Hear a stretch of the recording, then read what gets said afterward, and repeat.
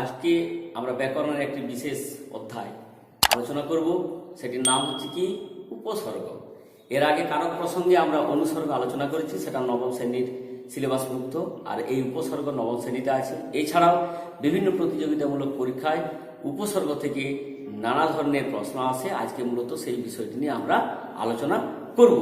তো তার আগে একটু বলি, রবীন্দ্রনাথ ঠাকুর তার শব্দতত্ত্ব, বাংলা শব্দতত্ত্ব গ্রন্থে এই উপসর্গকে গুরুত্ব দিতে গিয়ে একটি বিশেষ মন্তব্য করেছেন। মন্তব্যটা কি আমি সহজ করে বলে দিচ্ছি। উনি এই উপসর্গগুলিকে মাছের পাখনার সঙ্গে তুলনা করেছেন। অর্থাৎ আমরা যেমন দেখি যে মাছ জলে সাঁতার কাটছে, খেলা করছে, ঠিক আছে, তো সেখানে তার যে পাখনাগুলি তাকে বিশেষ একটা গুরুত্ব দেওয়া হয় না, তুচ্ছ বলে মনে করা হয়, ঠিক আছে। প্রাণী বিজ্ঞানীরাও কিন্তু কি বলছেন যে এই যে ছোট ছোট পাখনা, এই পাখনাগুলো হচ্ছে তাদের হাত পায়ের সামিল, ঠিক আছে।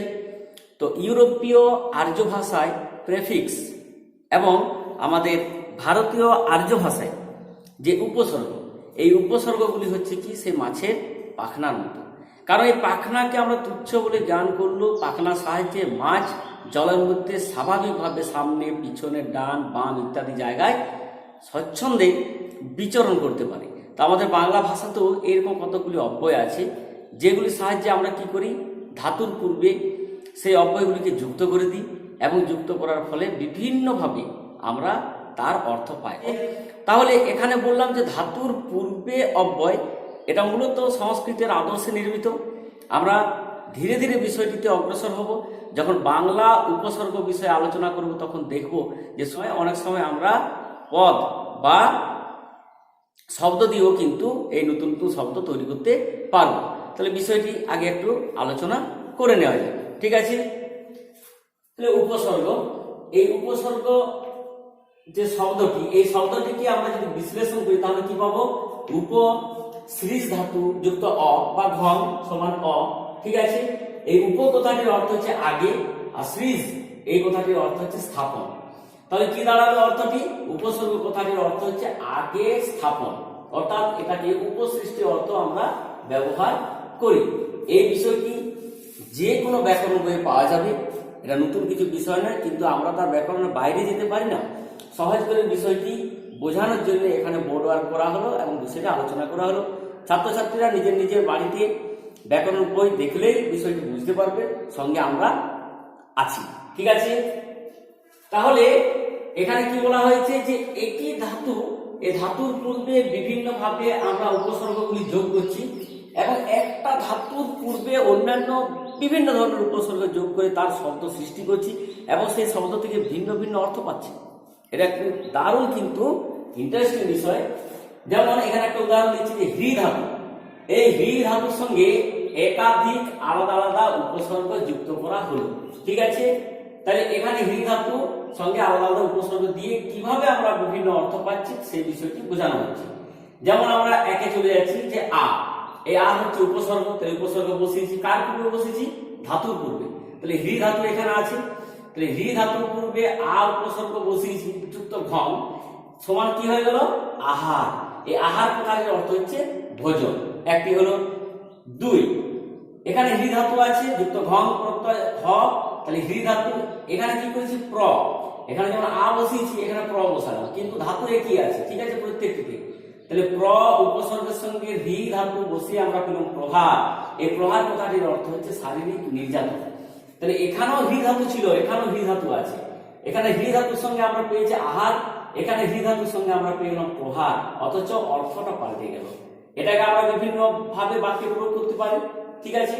তারপরে চলে যাচ্ছে পরি, এই পরি হচ্ছে উপসর্গ, এই উপসর্গের সঙ্গে আমরা হ্রি ধাতু যুক্ত ঘন যুক্ত করলাম সমান কি পেলাম, পরিহার।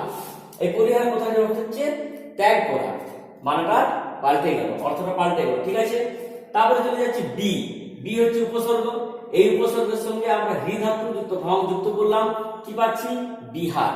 বিহার মানে কোনো রাজ্য নয়, এখানে আহার বিহার আমরা বলি, সেই বিহার কথাটির অর্থ হচ্ছে ভ্রমণ, ঠিক আছে। তারপর আমরা চলে যাচ্ছি উপ, এই উপশব্দটি হচ্ছে উপসর্গ, তার সঙ্গে যুক্ত করলাম হ্রি ধাতু যুক্ত ঘন সমান হয়ে গেল উপহার। তাহলে উপহার কথাটির অর্থ হচ্ছে উপঢৌকন অর্থাৎ নজরানা, যাকে আমরা ইংরেজিতে গিফট বলি, ঠিক আছে। এরপর হচ্ছে সম, এই সম হচ্ছে উপসর্গ, এই সম উপসর্গের সঙ্গে আমরা হৃ ধাতু যুক্ত ঘম যুক্ত করলাম, সমান কি পেলাম? সংহার। সংহার কথাটির অর্থ হচ্ছে বিনাশ, সংহার করা, বিনাশ করা। তাহলে পরিষ্কার ভাবে আমরা বুঝতে পারছি যে একটি ধাতু, সেই ধাতুর পূর্বে আমরা যখন বিভিন্ন উপসর্গ বসিয়ে দিচ্ছি তার অর্থ কিন্তু পাল্টে যাচ্ছে এবং নতুন নতুন শব্দ তৈরি হচ্ছে। ঠিক আছে, এরপর বিষয়টা একটু বলে দিই যে এখানে আমরা মূলত কি দেখেছি, একটি ধাতু আছে, এই ধাতুর সঙ্গে উপসর্গ যোগ করে আমরা এই নতুন নতুন শব্দগুলি পেলাম। ঠিক আছে, এরপর দেখাচ্ছি যে সবসময় যে আমরা ধাতুর পূর্বে উপসর্গ যোগ করি এমন কিন্তু বিষয়টা নয়। আমরা কিন্তু শব্দের পূর্বেও এই প্রতি যে উপসর্গ অর্থাৎ উপসর্গ মানে অব্যয়, এই অব্যয় যোগ করতে পারি। তাহলে কি হলো ব্যাপারটা, যেমন এখানে প্রতি, এটা একটি অব্যয়, এই প্রতির সঙ্গে আমরা দিন, দিন শব্দটি বসিয়ে দিলাম। দিন কিন্তু ধাতু নয়, দিন হচ্ছে একটা বিশেষ পদ। ঠিক আছে, তবু আমরা শব্দটা পেলাম প্রতিদিন, এই এদের মতোই পেয়ে গেলাম প্রতিদিন। এখানে প্রতি, প্র, পরি ইত্যাদির মতোই কিন্তু এখানে শব্দটি পেয়ে গেলাম, কিন্তু বিশেষভাবে মনে রাখতে হবে এটি কিন্তু ধাতু নয়, এটি বিশেষ পদ। তার আগে আমরা প্রতি অব্যয় যুক্ত করেছি। কিন্তু যদি আমরা বলি প্রতিবাদ বা প্রতিকার, তাহলে কি হবে, এই প্রতি অব্যয় তার সঙ্গে বাদ আমরা যুক্ত করছি, বাদ কিন্তু বিশেষ পদ অর্থে নয়, এখানে বিদ ধাতু যুক্ত অ সমান বাদ, তাহলে এটা একটা ধাতু। ঠিক আছে, বাদ হচ্ছে একটা ধাতু, সেই জন্য আমরা বললাম প্রতিবাদ। তাহলে প্রতিদিন আর প্রতিবাদ বিষয়টি একই মনে হতে পারে যে প্রতিদিন শব্দটা তো এইভাবে পেয়েছি আর প্রতিবাদ সেইভাবে পেয়েছি, কিন্তু মনে রাখতে হবে দিন শব্দটি বিশেষ পদ আর বাদ শব্দটি হচ্ছে একটি ধাতু। সেরকম যদি বলি প্রতিকার, তাহলে প্রতি একটি অব্যয়, ঠিক আছে, উপসর্গ অর্থ বসাচ্ছি, এবং কার, এটা হচ্ছে কারটা কিভাবে আসছে, ক্রি ধাতু থেকে আসছে। তাহলে আমরা বিষয়টি বুঝে গেলাম যে সব সময় যে ধাতুর পূর্বেই উপসর্গ যুক্ত হবে এমন বিষয়টি নয়, শব্দের পূর্বেও কিন্তু উপসর্গ যুক্ত হতে পারে। তো যেভাবে যুক্ত হোক, মূল কথা হচ্ছে যে আগে স্থাপন, অর্থাৎ ধাতুর পূর্বে স্থাপন করে নতুন নতুন শব্দ সৃষ্টি করছি এবং সেই শব্দগুলিকে দিয়ে আমরা বাক্যে বিভিন্নভাবে প্রয়োগ করছি। আমরা বিভিন্ন সময় কথা বলি, বিভিন্ন ভাবে কথা বলি, মনের ভাব প্রকাশ করি, কিন্তু আমরা খেয়াল করে দেখি না যে একটি শব্দ, এই দুটি শব্দের মতো যে প্রতিদিন বলছি, প্রতিবাদ বললাম, অথচ এই প্রতিদিন শব্দের ভিতরে কি আছে আর প্রতিবাদ শব্দের ভিতরে কি আছে আমরা কিন্তু বিশ্লেষণ করে দেখি না, অথচ শব্দটা পাল্টে যাচ্ছে। ঠিক আছে, আর অন্য প্রশ্নে যাই যে একটি ধাতু এখানে আলোচনা করা হবে, একটি ধাতুর সঙ্গে হয় শব্দ, না হয় আমরা উপসর্গ যোগ করেছি বা অব্যয়গুলি যোগ করে আমরা বিভিন্ন রকম শব্দ পেলাম। কিন্তু এমনও তো হতে পারে যে ধাতু আছে একটি কিন্তু সঙ্গে দুটি উপসর্গ আছে, এই বিষয়টিও লক্ষ্য করতে হবে যে উপসর্গ যে একটি থাকবে, অব্যয় পদ একটি থাকবে এমন বিষয়টি নাও হতে পারে। দুটি অব্যয় পদ অর্থাৎ দুটি উপসর্গ থাকতে পারে, একটি অব্যয়, একটি ধাতুর পূর্বে দুটি উপসর্গ যুক্ত হতে পারে। যেমন ব্যাকরণ, এটি একটি শব্দ, এই ব্যাকরণ শব্দটি যদি আমরা বিশ্লেষণ করি তাহলে কি পাবো, বি যুক্ত আ যুক্ত ক্রি ধাতু যুক্ত অন, ব্যাকরণ। ঠিক আছে, তাহলে বি হচ্ছে উপসর্গ, আ হচ্ছে উপসর্গ, এখানে কটা উপসর্গ পেলাম, দুটো উপসর্গ পেলাম।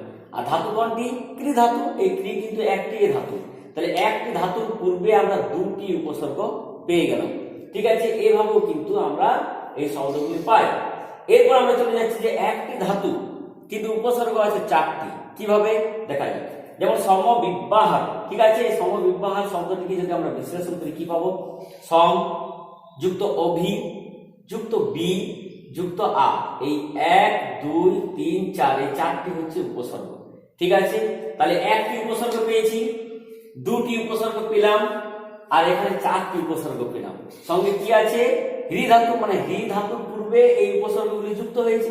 ঠিক আছে, হৃ ধাতু যুক্ত ঘম বা অ, তাহলে শব্দটা আমরা পাচ্ছি সমবিব্যাহার।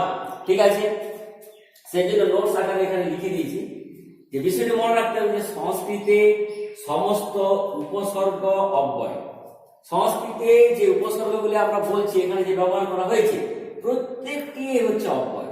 সংস্কৃতে যতগুলি উপসর্গ আমরা ব্যবহার করি তার প্রতিটি অব্যয়, কিন্তু সমস্ত অব্যয়ে উপসর্গ নয়। তাহলে উপসর্গগুলি সব অব্যয় হতে পারে, কিন্তু সব অব্যয়গুলি কি উপসর্গ হবে, নাও হতে পারে। তার উদাহরণ দিয়ে বুঝিয়ে দেওয়া হলো এখানে। ঠিক আছে, অব্যয়কে উপসর্গ হতে হলে তাকে ধাতুর পূর্বে যুক্ত হতে হবে। অর্থাৎ কোন একটা অব্যয়, যেমন প্রতি একটি অব্যয়, এই অব্যয়টিকে যদি উপসর্গ হতে হয় তাহলে একে অবশ্যই ধাতুর পূর্বে যুক্ত হতে হবে, শব্দের পূর্বে নয়। কোথায়? সংস্কৃতি। আমরা আগে বলেছি যে সংস্কৃতের সঙ্গে বাংলা ব্যাকরণের অনেক বিষয়ে পার্থক্য আছে। সংস্কৃতের কাঠামোর উপর নির্ভর করে আমাদের বাংলা ব্যাকরণ রচিত হলো, পুরোপুরি কিন্তু মেলে না। কারণ দৈনন্দিন জীবনাচরণে এমন কিছু কিছু শব্দ আমরা তৈরি করছি, সেই শব্দগুলি সংস্কৃতের সঙ্গে নাও মিলতে পারে। ঠিক আছে, তাহলে বিষয়টি খুব ভালোভাবে মনে রাখতে হবে যে অব্যয়কে উপসর্গ হতে হলে তাকে ধাতুর পূর্বে অবশ্যই বসতে হবে। ঠিক আছে, মূলত সংস্কৃতের নিয়ম অনুযায়ী। কিন্তু যেহেতু আমরা বাংলা ব্যাকরণের নিয়মে বিশেষ্য পদ বা অন্য পদের আগেও এই অব্যয়কে যুক্ত করে নতুন নতুন শব্দ পাচ্ছি, সেই জন্য এগুলোকেও আমরা উপসর্গ বলবো, সেটা বাংলা উপসর্গের নিয়ম। তাহলে ঠিক আছে, বিষয়টি পরিষ্কার হলো। সংস্কৃতে সমস্ত উপসর্গ অব্যয়, কিন্তু সমস্ত অব্যয় উপসর্গ নয়। অব্যয়কে উপসর্গ হতে হলে তাকে ধাতুর পূর্বে অবশ্যই অবস্থান করতে হবে। ঠিক আছে, তাহলে উপসর্গ আলোচনা প্রসঙ্গে এরপর আমরা বলতে পারি যে উপসর্গের প্রয়োজনীয়তা কোথায়। অর্থাৎ আমাদের এই যে বাংলা ভাষায় উপসর্গের প্রয়োজনীয়তা কোথায়, বা সংস্কৃত থেকে যে উপসর্গগুলি আমরা পাচ্ছি তার প্রয়োজনীয়তা কোথায় না, একটু খেয়াল করলে বোঝা যাবে। আমরা পূর্ববর্তী ভিডিওগুলিতে যেখানে আলোচনা করেছি যে আমাদের বাংলা ভাষায় নতুন নতুন শব্দ সৃষ্টি হয় কিভাবে না, প্রত্যয়ের সাহায্যে নতুন শব্দ সৃষ্টি হয়, সমাস করে নতুন শব্দ সৃষ্টি হয়, সন্ধির দ্বারা নতুন শব্দ সৃষ্টি হয়, অনুষঙ্গ নিষ্পন্ন শব্দের দ্বারা নতুন শব্দ সৃষ্টি হয়। এখানে আরেকটি বিষয় আমাদের যুক্ত হলো, তাহলে উপসর্গের সাহায্য নতুন নতুন শব্দ আমরা তৈরি করতে পারি। সেই জন্য প্রথমে আমরা উল্লেখ করেছি শব্দ গঠন। যাই হোক, বিষয়টি প্রসঙ্গ করে মনে পড়লো, বলে দিলাম। তাহলে উপসর্গের প্রয়োজনীয়তা কোথায়? উপসর্গের আলোচনা প্রসঙ্গে প্রথমে বলা হয়েছে যে রবীন্দ্রনাথ ঠাকুর যেমন মাছের সঙ্গে তুলনা করেছেন, যে মাছের পাখনাগুলির গুরুত্ব কিন্তু অনেকখানি, যদিও তাদেরকে আমরা তুচ্ছ বলে জ্ঞান করি। যাই হোক, এখানে আমাদের ভাষার ক্ষেত্রে উপসর্গের গুরুত্ব কিন্তু অনেক বেশি। কারণ ধাতুর সঙ্গে বসে অর্থ পরিবর্তন করে দিচ্ছে, বা নাম পদের পূর্বে বসে অর্থ পরিবর্তন করে দিচ্ছে, এর গুরুত্ব তো অবশ্যই থাকবে। তাহলে এখানে মূলত দুটো বিষয় আমরা বলতে পারি যে নতুন শব্দ গঠন ও অর্থের পরিবর্তন ঘটায়। অর্থাৎ উপসর্গগুলি কি করে? নতুন শব্দ তৈরি করে এবং অর্থের পরিবর্তন ঘটিয়ে দেয়। 2, উপসর্গ ভাষার পক্ষে অপরিহার্য। অর্থাৎ ভাষাকে সুন্দর করতে গেলে এবং উপযুক্ত অর্থের শব্দ আমরা বসাতে গেলে এই উপসর্গ সাহায্য অবশ্যই নিব এবং নিয়ে আসছি এতদিন ধরে। তাহলে আমাদের ভাষার ক্ষেত্রে উপসর্গের গুরুত্ব কিন্তু অনেকখানি। ঠিক আছে, এরপর আমরা বিষয়টি সংস্কৃত, বাংলা, বিদেশি ইত্যাদি প্রসঙ্গে চলে যাই। অর্থাৎ আমরা এতক্ষণ ধরে যে বিষয়টি মূলত আলোচনা করেছি সেটা হচ্ছে সংস্কৃত উপসর্গ প্রসঙ্গে। আমাদের মনে রাখতে হবে যে ভাষা নদীর মতোই প্রবহমান। বিভিন্ন সময়ে সংস্কৃতের যে উপসর্গগুলি আছে তার বাইরেও বাংলার নিজস্ব কিছু উপসর্গ আমরা পাচ্ছি, এবং সেই সঙ্গে বিদেশি কিছু শব্দ আমরা বাংলা ভাষায় গ্রহণ করেছি। সেই বিদেশি শব্দ থেকে যেগুলিকে আমরা উপসর্গ বেছে নিতে পারছি সেগুলো তো আমাদের নিজস্ব সম্পদ, কিন্তু তাই বলে সেগুলোকে তো আমরা বর্জন করতে পারি না। কিন্তু সেই শব্দগুলির মধ্যে উপসর্গ আছে কিনা আমরা খুঁজে দেখব। তাহলে এই সংস্কৃত উপসর্গের সঙ্গে বাংলা উপসর্গ কিংবা বিদেশি উপসর্গের পার্থক্যটা কোথায়, এই বিষয়টি আমাদের মনে রাখতে হবে। ক, সংস্কৃত উপসর্গ ধাতুর পূর্বে বসে। এটা পরিষ্কার, প্রথম থেকে আলোচনা করছি যে সংস্কৃতে কি হচ্ছে, উপসর্গগুলি ধাতুর পূর্বে বসে। কিন্তু বাংলা ও বিদেশি উপসর্গ ধাতুর সঙ্গে না বসে কি হয়, প্রায় শব্দের সঙ্গে বসে, অর্থাৎ নাম পদের সঙ্গে বসে যায়, পূর্বে বসে যায়। ঠিক আছে, একটা পার্থক্য হলো। 2, সংস্কৃত উপসর্গ একই সঙ্গে একের বেশি বসতে পারে। অর্থাৎ আমরা আলোচনা করে দেখেছি এখানে যে সমবিব্যাহার একের বেশি কিন্তু আমরা দেখছি যে সংস্কৃত উপসর্গগুলি বসতে পারে। কিন্তু বাংলা বা বিদেশি উপসর্গ একই শব্দে, অর্থাৎ একটি শব্দে একটির বেশি ব্যবহৃত হয় না। তাহলে সংস্কৃত উপসর্গে একটি শব্দের মধ্যে একের বেশি উপসর্গ বা অব্যয়গুলি, যাকে আমরা বলছি অব্যয় পদ, সেগুলো বসতে পারে।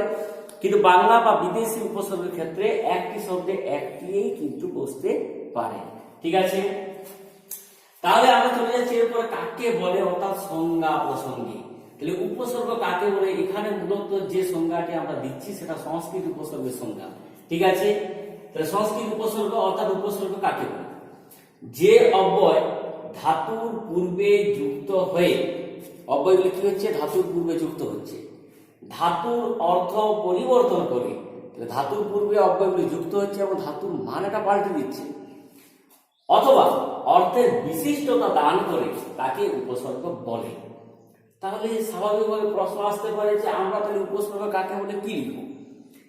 মূলত এখানে আমি সংস্কৃত উপসর্গের সংজ্ঞা দিয়েছি ঠিকই, তাহলে এখানে সামগ্রিকভাবে যখন আমরা সংজ্ঞাটি লিখবো যে উপসর্গ কাকে বলে, তখন এখানে একটু যোগ করে দেবো। যে অব্যয় ধাতুর পূর্বে যুক্ত হয়ে ধাতুর অর্থ পরিবর্তন করে, কিংবা শব্দের পূর্বে, এই যে শব্দের সঙ্গে বাংলাতে বলেছি, শব্দের পূর্বে যুক্ত হয়ে শব্দকে বিশিষ্টতা দান করে, তাকে আমরা বলি উপসর্গ। ঠিক আছে, আমরা বাংলা উপসর্গ যখন আসবো এখানে ভাগ করেছি, সেখানে আরেকটি বাংলা উপসর্গের সংজ্ঞা দিয়ে দেবো, তাহলে দুটোই মিলিয়ে পড়তে সকলের সুবিধা হবে। ঠিক আছে, এরপর আমরা চলে যাচ্ছি 5 নম্বর পয়েন্টে, শ্রেণী বিভাগ। অর্থাৎ বাংলা ভাষায় ব্যবহৃত উপসর্গকে 3 ভাগে ভাগ করা হয়। এই 3টি ভাগ কি কি? 3টি ভাগ হচ্ছে সংস্কৃত উপসর্গ, বাংলা উপসর্গ এবং বিদেশি উপসর্গ। 3টি ভাগে আমরা উপসর্গকে ভাগ করলাম। ঠিক আছে, চলে আসছি প্রথমে ক, এই সংস্কৃত উপসর্গ প্রসঙ্গে। সংস্কৃত উপসর্গ, এই সংস্কৃতে উপসর্গ একেবারে ফিক্সড। কটি আছে? 20টি। এটা সকলেরই জানা। উপসর্গ পড়তে গেলে প্রথমে আমাদেরকে শিখিয়ে দেওয়া হয় যে সংস্কৃত উপসর্গ আছে 20টি। ঠিক আছে, তো 20টি উপসর্গ বিভিন্ন ভাবে বিভিন্ন অর্থে কিন্তু প্রয়োগ হয়। এখানে প্রথমে আমি 1 নম্বরে দিয়েছি প্র। এই প্র উপসর্গ এখানে 3টি অর্থে প্রয়োগ করা হয়েছে। বাদ বাকি যে উপসর্গগুলির আলোচনা এখানে করা হয়েছে, সবগুলির ক্ষেত্রে কিন্তু একের বেশি বিভিন্ন অর্থে এগুলিকে প্রয়োগ করা যায়। আমি প্রত্যেকটি অর্থ এখানে দিইনি, একটি করে উল্লেখ করেছি। এটা বিভিন্ন ব্যাকরণ বই খুললে দেখতে পাওয়া যাবে যে বিভিন্ন অর্থে কিভাবে উপসর্গগুলিকে ব্যবহার করা হচ্ছে। প্রথমে একটি উদাহরণস্বরূপ দেখিয়ে দেওয়া হচ্ছে, যেমন প্র। এই প্র উপসর্গ, সংস্কৃত উপসর্গ প্রথম নিলাম উৎকর্ষ অর্থে, যেমন প্রগতি, অর্থাৎ বৃদ্ধি পাচ্ছে, প্রগতি অর্থে। তারপরে প্র দিয়ে আবার আধিক্য অর্থ বোঝাচ্ছে, যেমন প্রলয়। ঠিক আছে, তারপর প্র দিয়ে আবার আরম্ভ অর্থ প্রকাশিত হয়, যেমন প্রদোষ। ঠিক আছে, তাহলে প্র উপসর্গ দিয়ে আমরা এখানে 3টি অর্থ পেলাম এবং 3টি শব্দ তৈরি করলাম। ঠিক আছে, সেরকম আরো যে 19টি উপসর্গ রয়ে গেল, এই 19টি উপসর্গ দিয়ে বিভিন্ন ভাবে কিন্তু উপসর্গগুলি বিভিন্ন ভাবে অর্থ তৈরি করা যায় এবং তার অর্থ প্রয়োগ করা যায়। তাহলে 2 নম্বর আমরা চলে আসছিলাম পরা। এই পরা উপসর্গটি কি? আধিক্য অর্থে প্রয়োগ করা হয়েছে, পরাক্রম। তারপরে চলে যাচ্ছে অপ। অপ শব্দটি মন্দ অর্থে প্রয়োগ করা হয়েছে, অর্থ হচ্ছে বা একটি শব্দ তৈরি করলাম, অপকর্ম।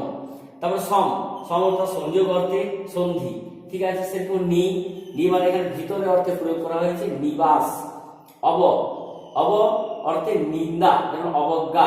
ঠিক আছে, অনু মানে হচ্ছে পরে বা পশ্চাৎ, অনু মানে পরে বা পশ্চাৎ। এখানে কি পেলাম? অনুজ। নির এখানে অভাব অর্থে প্রয়োগ করা হয়েছে, নির্জন। দূরটি মন্দ অর্থে প্রয়োগ করা হয়েছে, যেমন দুর্ঘটনা। তারপরে পাচ্ছি বি। এই বিটি আমরা কি অর্থে প্রয়োগ করেছি? এখানে বিপরীত অর্থে, যেমন বিক্রয়, ক্রয়ের বিপরীত বিক্রয়। সেরকম অধি। এই অধি শব্দটি আমরা উপরে অর্থে এখানে প্রয়োগ করব, উপরে। তাহলে কি হলো? অধিরোহণ। ঠিক আছে, আরোহণ, অধিরোহণ আমরা বলি। 12 সু মানে ভালো, অর্থাৎ উত্তম অর্থে এখানে প্রযুক্ত হয়েছে, যেমন সুগন্ধ। তারপরে চলে যাচ্ছে আমরা উদ কথাটির অর্থ এখানে উপর অর্থে প্রযুক্ত হয়েছে, যেমন উদয়। তারপরে চলে যাচ্ছে 14 নম্বরে পরি অর্থটি আমরা প্রয়োগ করেছি সম্যক অর্থে, যেমন পরীক্ষা। ঠিক আছে, তারপরে চলে যাচ্ছে আমরা প্রতিটা সাদৃশ্য অর্থে এখানে প্রয়োগ করা হয়েছে, যেমন প্রতিলিপি। তারপরে অভি মানে হচ্ছে সম্মুখ, এখানে আমরা প্রয়োগ করেছি অভিযান। তারপরে অতিরে কি? আতিশয্য অর্থে, যেমন অতিরিক্ত। আতিশয্য একটু বেশি বেশি ভাবা কি।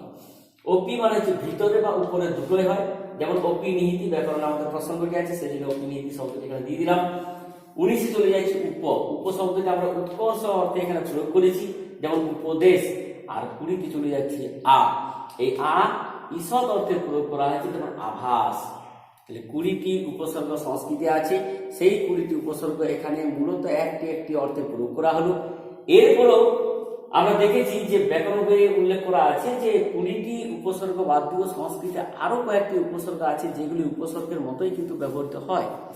সেগুলি কি? প্রথমে পাচ্ছি তীর, যেমন তিরস্কার, আবি যেমন আবির্ভাব, পুরো পুরস্কার, অলং অলংকার, প্রাদুর্ভাব, সাক্ষাৎ সাক্ষাৎকার। এগুলি কিন্তু সংস্কৃতে উপসর্গ অর্থে প্রয়োগ করা হয়। ঠিক আছে, সংস্কৃত উপসর্গ আলোচনার পরে আমরা চলে যাচ্ছি বাংলা উপসর্গ এবং বিদেশি উপসর্গ আলোচনা প্রসঙ্গে। ঠিক আছে, তাহলে বাংলা উপসর্গে আমি আগে বলেছিলাম যে বাংলা উপসর্গ আলোচনা প্রসঙ্গে একটি সংজ্ঞা দেব। বাংলা উপসর্গের সংজ্ঞা কি হবে? যে সকল অব্যয় অথবা অব্যয় জাতীয় বর্ণ ও বর্ণগুচ্ছ, তাহলে অব্যয় হতে পারে কিংবা অব্যয়ের মতোই কোনো বর্ণ বা বর্ণগুচ্ছ যদি হয়, সেগুলি কি হবে?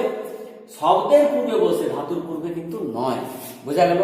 তাহলে শব্দের পূর্বে বসে নতুন শব্দ গঠন করে, পুরোটাই একই আছে, সেখানে নতুন শব্দ তৈরি করেছে, এখানে নতুন শব্দ তৈরি হয়েছে, গঠন করে তাদের বাংলা উপসর্গ বলে। তাহলে যে সকল অব্যয় অথবা অব্যয় জাতীয় বর্ণ ও বর্ণগুচ্ছ শব্দের পূর্বে বসে নতুন শব্দ গঠন করে তাদের বাংলা উপসর্গ বলে।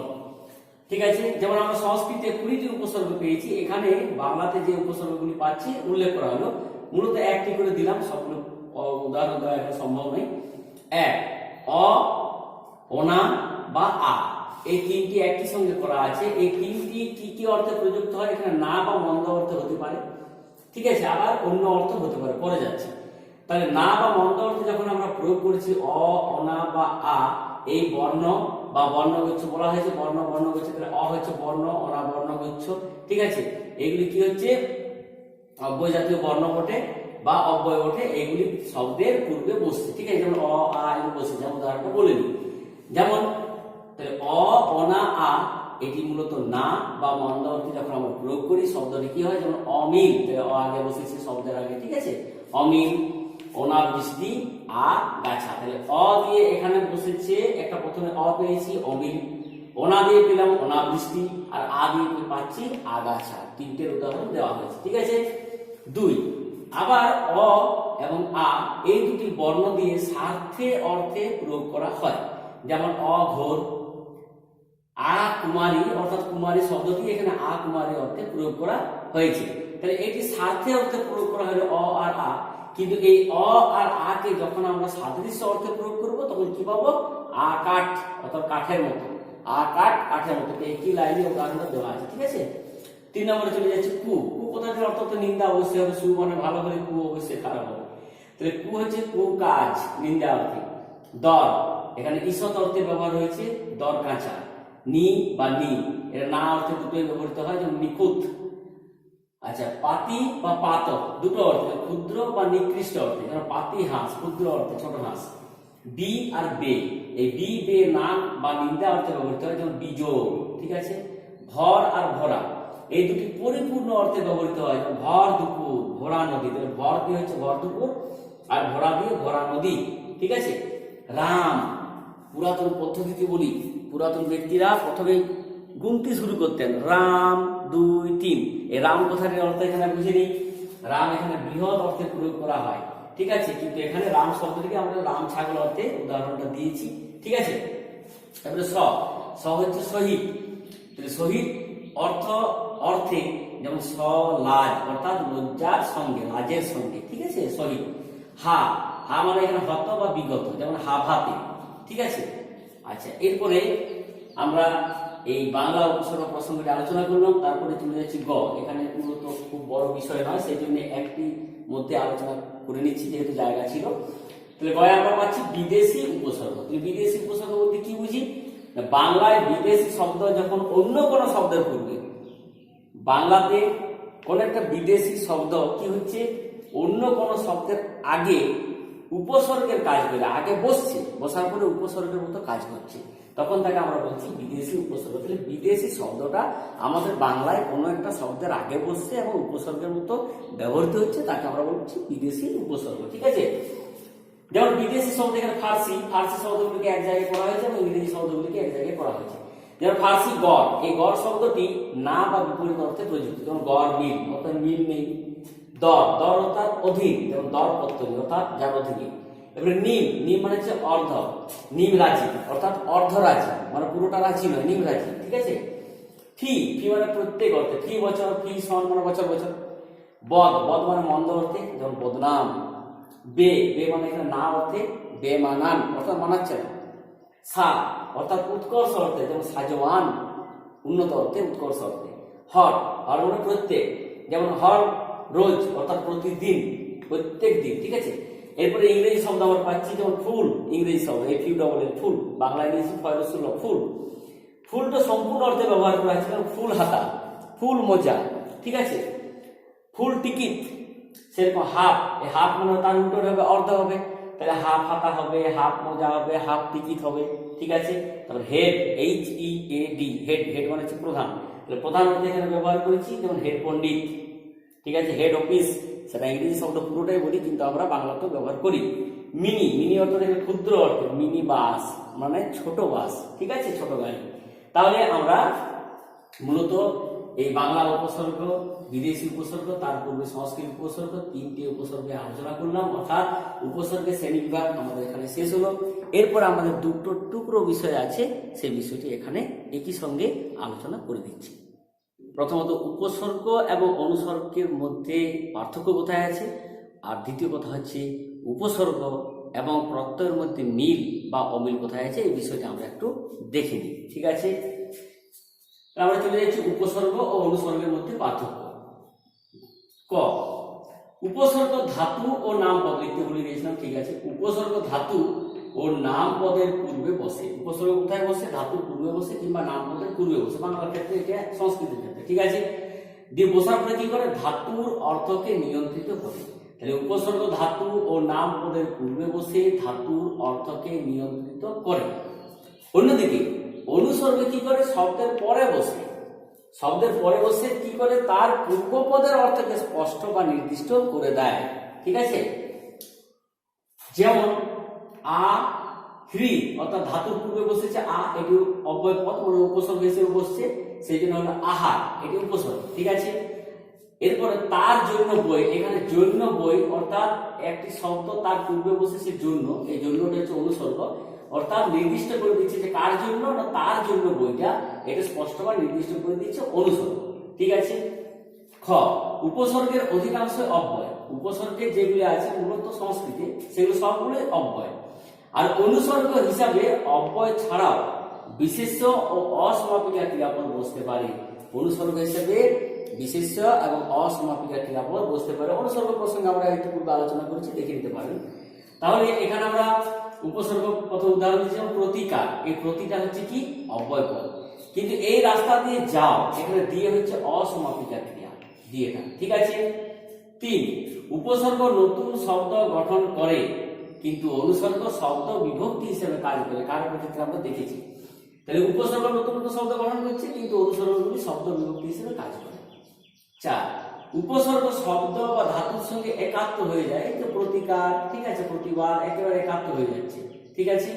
আর অনুসর্গ কি হয়, বাক্যে পৃথকভাবে অবস্থান করে, এই যে বলেছি, যেমন এই রাস্তা দিয়ে যাও, এই যে দিয়ে অসমাপিকা ক্রিয়া আলাদাভাবে অবস্থান করছে, ঠিক আছে। তাহলে উপসর্গ ও অনুসর্গের পার্থক্য আমরা বুঝে নিলাম। এরপর আমরা চলে যাচ্ছি উপসর্গ ও প্রত্যয়ের মধ্যে তুলনা, কারণ উপসর্গ নতুন শব্দ সৃষ্টি করে, প্রত্যয় নতুন শব্দ সৃষ্টি করে। তাহলে সেই জন্য এখানে মিল হিসাবে দেওয়া হয়েছে যে উপসর্গ ও প্রত্যয় দুটি শব্দ গঠনে গুরুত্বপূর্ণ ভূমিকা পালন করে, এই দুটোর মধ্যে মিল আছে।